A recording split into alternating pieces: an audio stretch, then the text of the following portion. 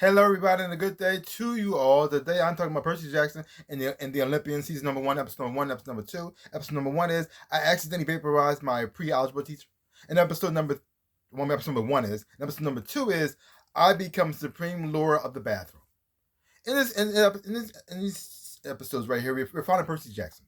We're following him. We get to know who he is as a person. We get to see how he's struggling in school, and he doesn't really have any friends. He's getting bullied, and he's struggling with his dyslexia, and he also see him like he sees things that other people can't see. Now, in his mind, he may be suffering from schizophrenia. He doesn't know exactly what's going on. But when he told people what he saw the first time, well, they kind of thought he was having some issues. And so he decided, from then on, I'll just keep it to myself. I'll just draw my little journal, things that I see. Maybe kind of weird, maybe a little off, but hey, whatever. I don't know why I'm seeing it, but it is what it is. And so he's just trying to get through school. And then he meets Grover. And for the first time ever, there was some light in the darkness. He had a friend, somebody he can relate to, somebody he can talk to, somebody he can laugh with, somebody he can be himself with, and he didn't feel like he was alone anymore. And even though he was getting bullied, he was getting bullied right alongside Grover. He had a friend that was with him, helping with the burden, so it didn't feel as bad. And then there were times when Percy wanted to fight back and wanted to say, "Hey, put him in the place." And in the moment in this episode right here, that he actually does try to fight back, but things take a turn in here for a whole different way, and the life changes forever. Now, overall, I did enjoy these two first episodes a lot. I thought that I really did like the main character on Walker's school bill as training as Percy. I like the fact that they had to have them as young as they are as well too. We're training these characters as well. I think he's like 12 years old, and I really do like that as well too. You guys like the chemistry you have with the Grover, who's played by I guess you say Aaron Simbardi.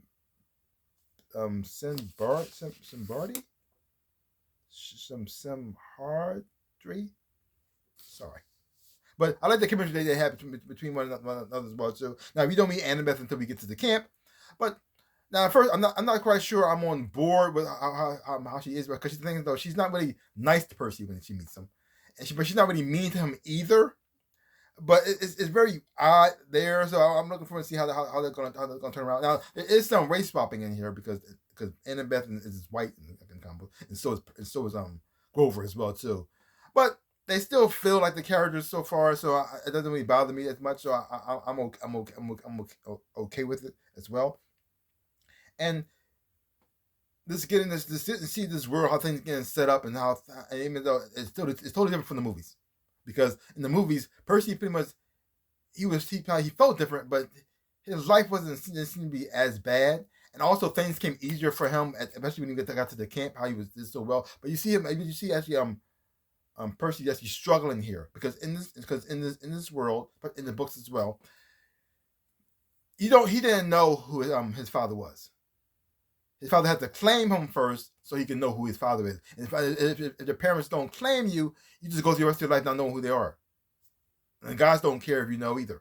So you can be claimed and know who your parents are, or you can be unclaimed. All you know is you're a demigod. Who's your parents? I don't know. Because the thing is, if you know who your parents are, you can know what your gifts can be or what you bring to the table.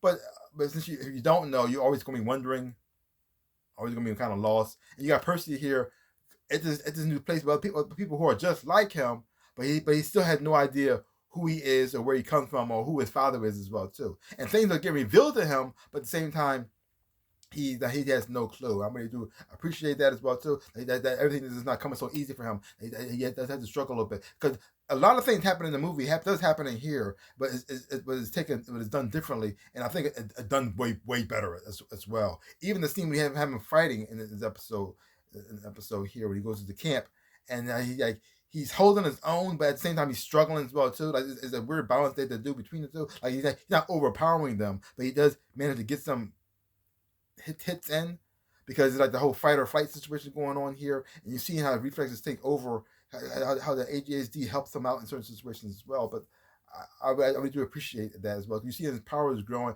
but he has no idea why or what's going on.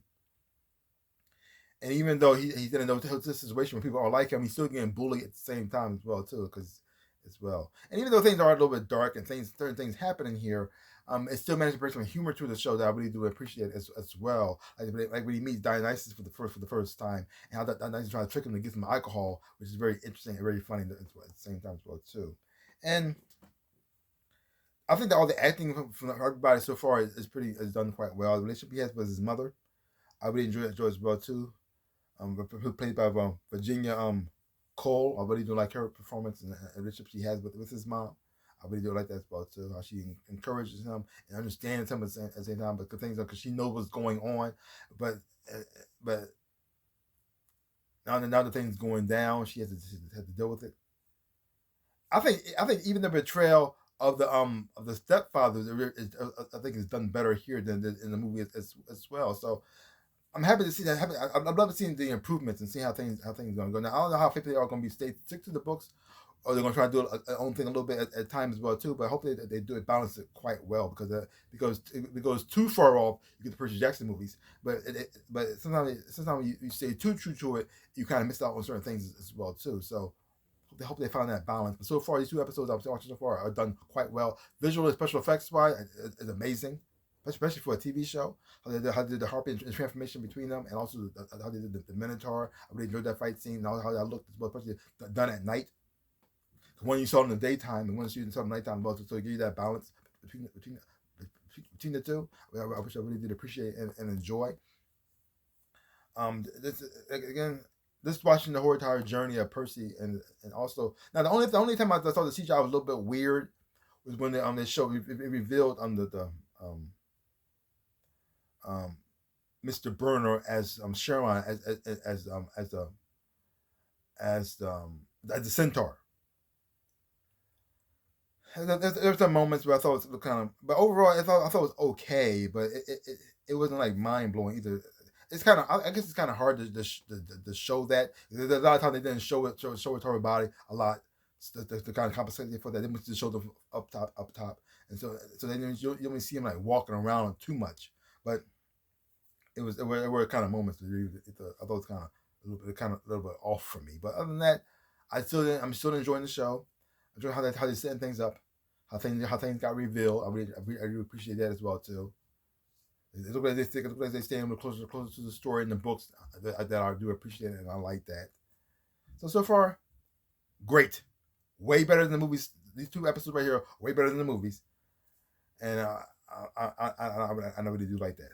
Yeah, because man, Disney has not been doing well so far, and I have no idea why a lot of people don't want to listen to the people, because the person who wrote the book is involved in this show. The person who did One Piece the manga was involved in the show, and that show did well. And so I don't know why a lot of the studios don't like to listen to the people who wrote the book, take their advice, and try to do their own thing, which fails so many times, especially Disney so far. So it's like a good fresh air seeing somebody actually listening to the people who actually wrote the book and understand these characters way more than they do. So because of that, please watch the show.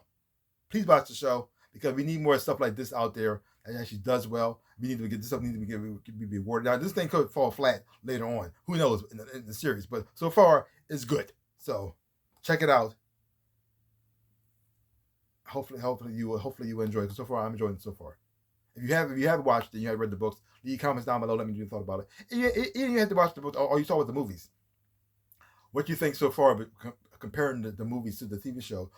You think it is better, or is it the same, or leave comments down below.